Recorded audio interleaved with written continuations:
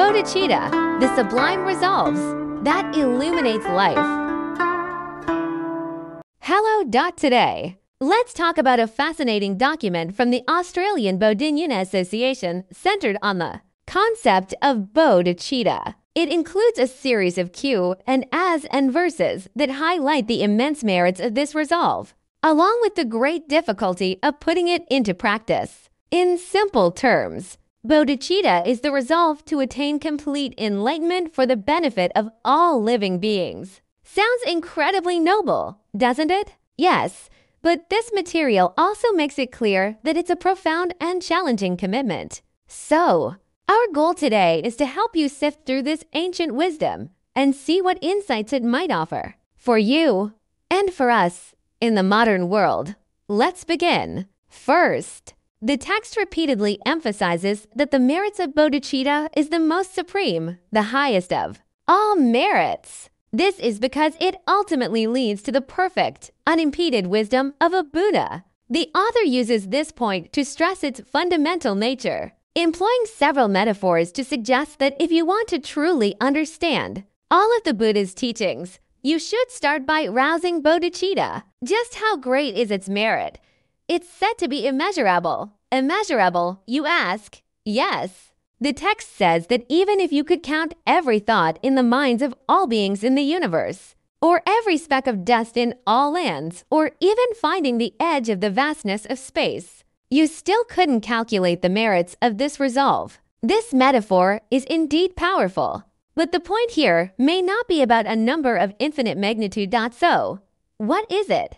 It's more like a fundamental shift in perspective. You no longer think only about how to escape your own suffering, but instead turn towards embracing and even transforming the entire world for the benefit of all beings. This perspective is truly different. So, more specifically, what are some of the practical benefits of rousing bodhicitta? The text lists quite a few. For example, it says it can achieve all worldly happiness, bringing about true joy, and permanently end all doubts, allowing your mind to become clear and free from confusion. It also says it reveals all wondrous states and purifies all obstacles. It sounds almost omnipotent. Yes, it is described as the source of all enlightenment. It can bring worldly peace, increase all good qualities, and eliminate all unfavorable conditions and obstacles. It even mentions the ability to create your own ideal, pure world, a pure land.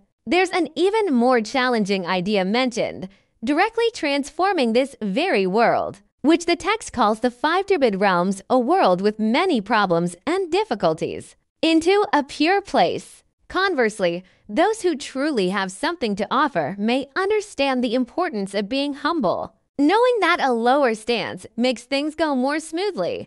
That makes sense. This internal state must also affect one's relationships with others. I remember the text mentioning the attitude towards parents. Yes, it did. It says this inner cultivation naturally manifests outwardly. The text sees being filial to one's parents as the foundation for accumulating merit, suggesting that how a person treats their parents largely reveals their true self. It contrasts this with people who are only especially nice to outsiders, but neglect their families, suggesting that such niceness might not be genuine. Now let's look at another core concept, making offerings.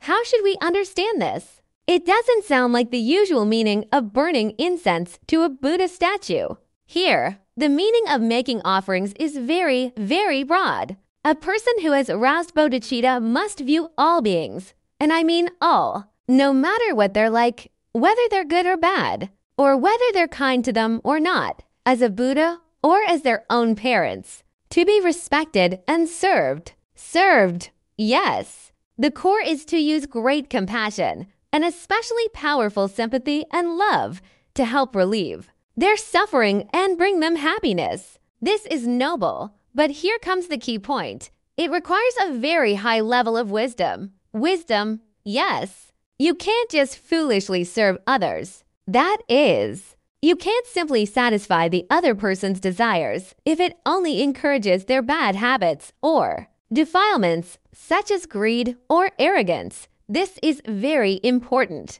It requires balance. Sometimes you may need to use a more severe approach to stop the other person's arrogance or other negative emotions from growing. But the starting point for this strictness must never be your own defilements. It's not because you're angry or can't stand it. This balance is especially difficult to grasp.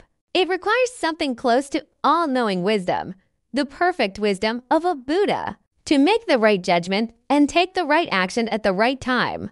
Understanding making offerings as a service guided by wisdom, one that helps without encouraging bad habits, is indeed a subtle balance. Does this all-knowing wisdom only come from ultimately becoming a Buddha? Or can it be cultivated little by little during the process of arousing bodhicitta?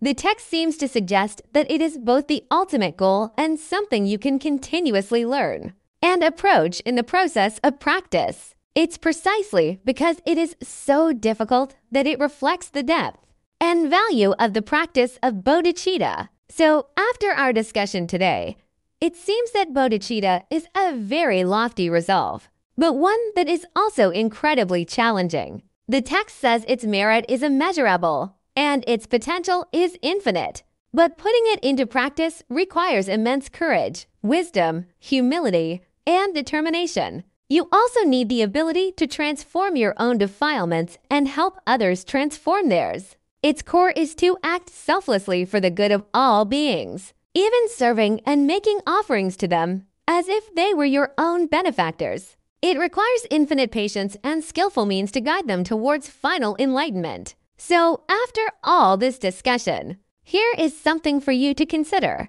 Now that we understand this ideal is so high and its practice so difficult, can you find some small but genuine starting points in your own life to try to cultivate a little bit of this concern for others, this wish for them to be free from suffering and to experience happiness, even if it's just a tiny action or a shift in your mindset?